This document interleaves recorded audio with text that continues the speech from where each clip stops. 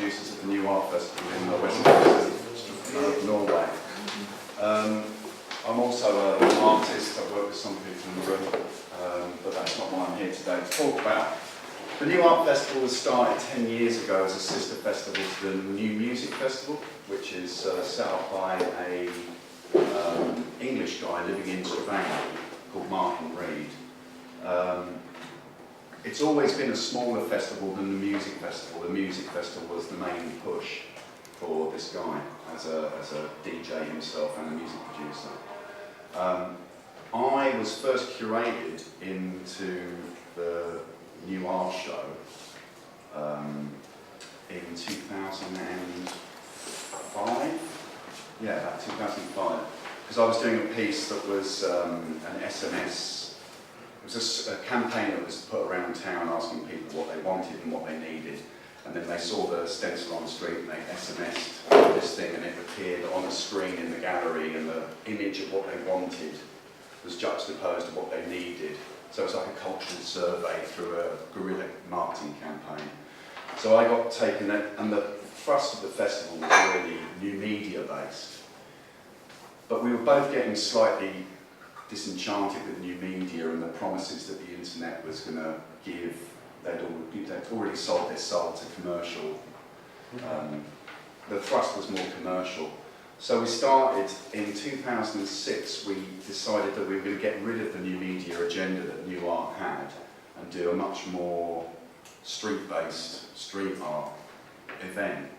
So we invited, I think the first year, we did it in Stavanger, there's this old brewery, which is like a Truman, do you know the Truman Brewery in Brick Lane?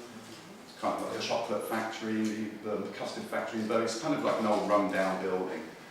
And we got the beer halls there, so I think we got Nick Walker over, D-Face. We had 3 local artists, Purple, Dolk, who you might know, and I can't remember who else was there. Oh, GRL, Graffiti Research Laboratory from New York. It was all done on a shoestring. We had one car. We had an idea that we would have a standing gallery show, but then the whole point of it was to go out there and paint walls around the town. So we had a press run up before the festival actually asking the public to donate walls. Of course the response was very meagre, but what we didn't have the infrastructure to do anyway. So we had some really big walls that were given to us. I think D-Face, and Words of Mother was there.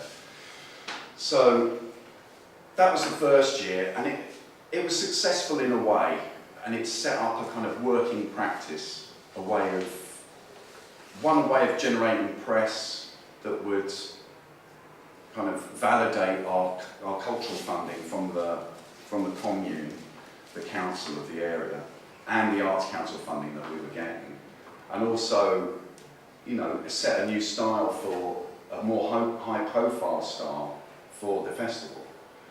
So the next year we got invited by the Rogaland Kunstmuseum, which is like each region in Norway has its own museum, much the same way as we do here, like Bristol is Bristol's museum, and you have a regional museum in each major town. But that came with actually like £25,000 worth of funding on top of the funding that we'd already got. So we could actually do a really good show this time.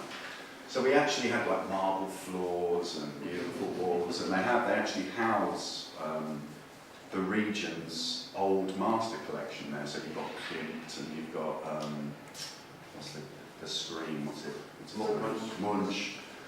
Some very famous names and stuff. We had to tent everything off and make sure none of the spray came on. But the reason why it was an important show was because all of a sudden we were putting street art in a museum setting, much the same as happened here.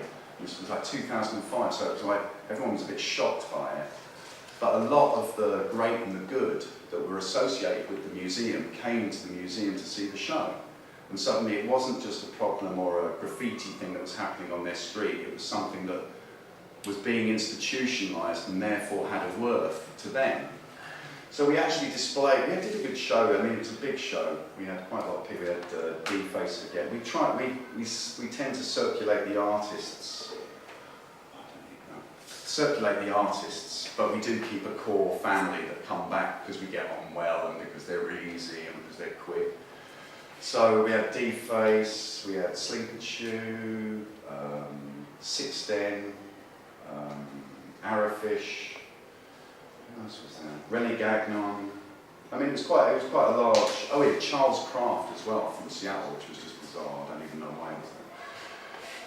But it made a massive splash in the town, and again, we got a few walls given to us by the local community.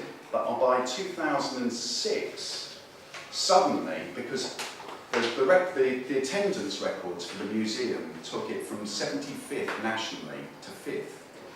It was a huge success of the show. People wanted to come in and see what graffiti looked like in a museum. It was their museum, which is normally quite a boring museum. Suddenly it was quite vibrant and alive. And it actually did us a huge favour because suddenly everybody got behind this festival. And when we did a call for walls for next year, we were inundated. Plus there was all the brouhaha about Banksy painting people's houses, and now the next thing, this house was being sold for £300,000. Well, all the rubbish and press stuff that was happening at the time. So suddenly we got loads of walls, so we thought, well, we're going to we'll do a gallery show, but really the thrust of this is going more onto the street. So artists would fly in, hit the walls in the gallery space, just do it, and immediately get out onto the street. Suddenly we had 3 or 4 cars, we had a team of 20 assistants that were helping, we had a local paint sponsor, we were hiring cherry pickers. I mean, it all started getting bigger and bigger and bigger each time. And I think that's the major, and at the same time, the edict from Oslo came in, zero tolerance to graffiti. So you've got this show that's kind of starting to get national television, people coming over from Oslo, because Stavanger's the 5th largest city in Norway, and that's not saying much. There's 165,000, I think, in the whole area. It's a really small place, but it's one of the richest oil cities in Europe.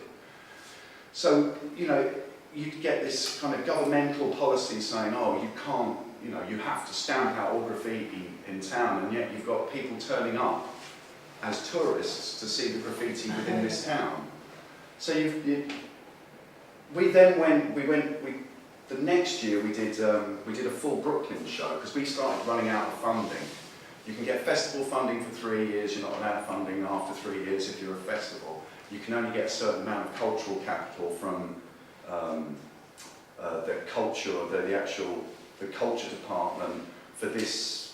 I mean, it's all, you have to keep changing where you're going for funding, and therefore changing the thrust of the show. So we did a tie-up with this is tenuous. We did a tie-up with the American consulate, the Norwegian consulate in New York, because at one stage there were more Norwegians in Brooklyn from emigration than there were in Stavanger. They gave us a load of money. We just did a Brooklyn show in Stavanger. We flew a load of Swoon, David Cho, Skewville, Ben Wolf, GRL, who else was there? Brad Downey, Judith Pine. And did this very central show in another gallery, like a nice marble floored gallery, but not a museum. So then we did, because we had a much more central location, we hit a lot more places in town. And then the next year we decided, right, we'll do away with the gallery completely. We'll just go for a landmark series throughout the town. Huge walls, 40 metres by 20 metres. Really massive walls. We hired 8 cherry pickers and did away with the gallery completely. And then on the end of the 2 weeks, we did a walking tour around and we had 300 or 400 people turn up on a rainy Sunday in Stavanger. So it's become part of the fabric of the town now. The actual art festival, the music festival is new electronic music. We've had Stockhausen with Mad Professor. We've had, it's fairly important on the weirds, but the art festival is now bigger than that. It's got more international press. We made a movie, we documented 2000 and something. We brought that out as a half-hour documentary, and we're just releasing our first book this year. And the festival seems to go from strength to strength. And I think that is because we've set up a body to actually address the public. We address the public once, twice a year. We say, oh, you've got to give us rules, you've got to, you've got to interact with us, or otherwise we'll come up, there seems to be, we have a code of conduct within, not really, because you get a bunch of graffiti writers and you put them in a town, you say you can paint there and there. Yeah, of course they just paint there and there, don't they? So they paint all over the place. But and last year we had our first gate crash that someone turned up we hadn't curated. And it was like, oh, it took so long for people to catch up. Are you joking? It's in one town for 2 weeks, you can paint wherever you bloody like and just say, oh yeah, you are. I mean, it's easy. So it's actually working for us at the moment. And they have got an amazing collection. It is a really, really good street gallery now. I mean, we've got some massive walls. Vils has done some permanent stuff there. Blue's done this huge tower. He's back again this year. But we don't take oil money, so obviously we can only go so far with public funding. So now we have to try and find some model to make money outside of that in order, or take it in other places. But I think if you do, Stavanger is a special, it's a weird case study because of the demographics, because of the amount of people, because of its isolation. I mean, it's a weird, and because of the Norwegian psyche. Because they do look outside of themselves for the next big thing, because they know it's not going to come from Norway. Just because there is a lag, there's a massive lag. So I think if you do have, I don't think we have any strict, we don't enforce anything onto our curated artists.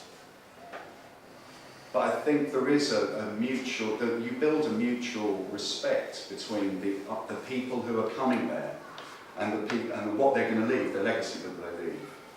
And I think that, I mean, we flew Blue over at the middle of the oil conference, Europe's major oil conference, and he did a huge tower. This guy made out pipes drinking oil with a seal dying. I mean, they address the actual location. It's not like they're all doing fluffy things because. So they do address, but I mean, it's all done in a very respectful way, and I think that's